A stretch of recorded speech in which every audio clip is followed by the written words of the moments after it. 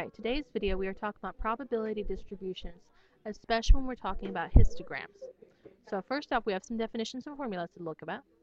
Experimental probability is our first one, and it is the probability based on an experiment that was conducted where the results from trials are used to determine the actual probability of the occurrence of events. Key words we have are results from the trials and then the probability of the occurrence of the events. We're going to use these in charts to help us draw our histograms. Next, where it's going to be the average value of the data. That is the same thing we know we've heard about over and over and over again. And it's going to be computed using the probability distribution, otherwise known as that little symbol, mu. And it can be predetermined by using this formula. If you look at these steps right here, this symbol is always going to represent your mean.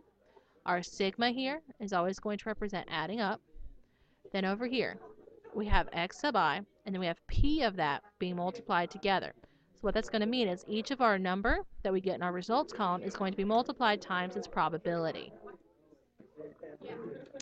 Next, standard deviation. It's always going to be represented as this funky symbol right here. I generally refer to it as an O with a hat, but it is a Greek symbol. And it's a way to understand data sets and as to how far a piece of data is from the mean, like with your normal distributions. Now, in probability distributions, we can find it by using this formula. I know all these letters make it look really confusing, but essentially what it is our Greek letter here is our standard deviation. We have our sigma again. As in our other formula for mean, we have our number here and its probability, but instead of just being multiplied, our number is going to be squared. And then we're going to go through, add each of those up, and then subtract from it the square of the mean. So let's go through and let's do an example. But first, we need to talk about a histogram. You have seen these for many years. It's essentially the same thing as a bar graph. Now, along the bottom is going to be your data. And along the side over here is going to be your percents, or your probabilities. So let's go through and do an example. Alright, example 1. We have all of this right here that we're trying to create a probability distribution of. So, first up, we need to create a frequency table with probability distributions. So if you look, we've got, these are the numbers that were drawn. And if you look, there's a 1,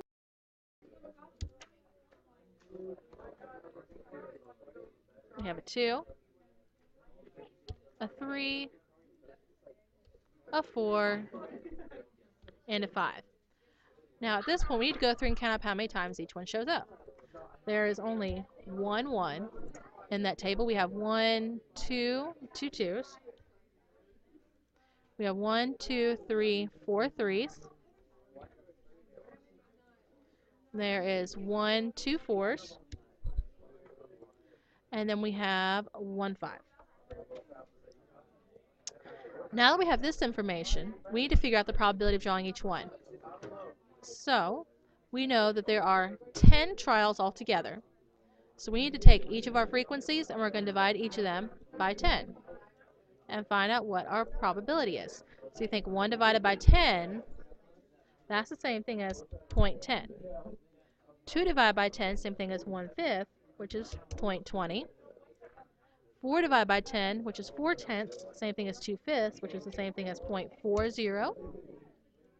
Now we've already seen this one before. We know this is 0.2. And we've already seen this one before, so we know that one is 0.1. There is our frequency table with probability distributions. Next, it wants us to create a histogram with the numbers drawn along the x-axis and the probabilities along the y. So let's extend our page so we can get it all to fit. Alright, so we need to do our numbers. There's a 1, a 2, a 3, 4, and 5. Now we need to do our probabilities in order along the left-hand side. 0.1 is the lowest. 0.10. 0.2 is the next. 0.4 is the highest. You could space it out nice and even, but we're mainly just looking for the probabilities to match up with each piece of data. So we're going to go through and draw like this. So we have 1 was drawn 0.1 times, so there's its bar.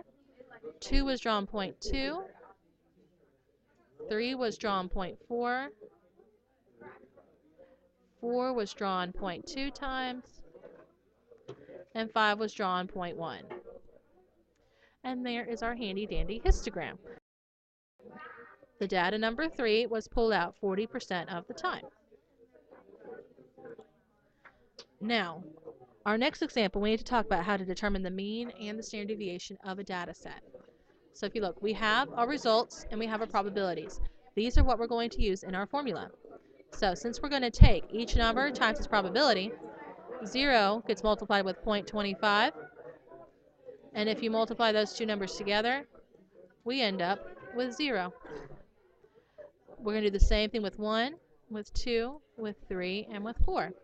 So 1 is going to get multiplied with 0.1, 2 gets multiplied with 0.1, 3 gets multiplied with 0.35, and 4 gets multiplied with 0.2, and we're going to add up those numbers all together.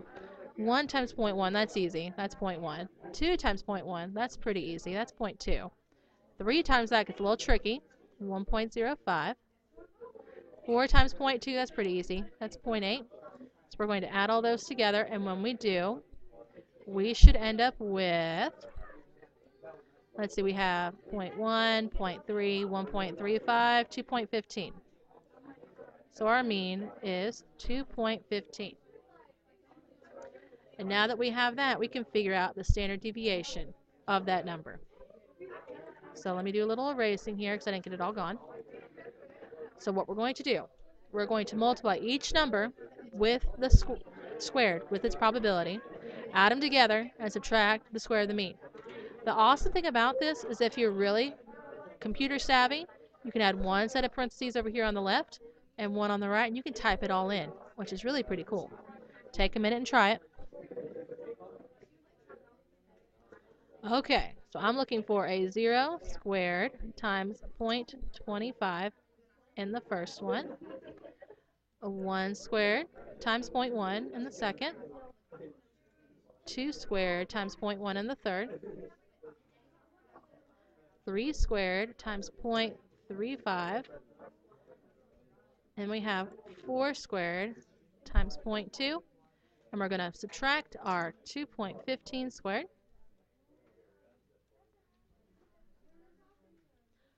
And if you go through and put that all in your calculator or do it all by hand, you should end up with a standard deviation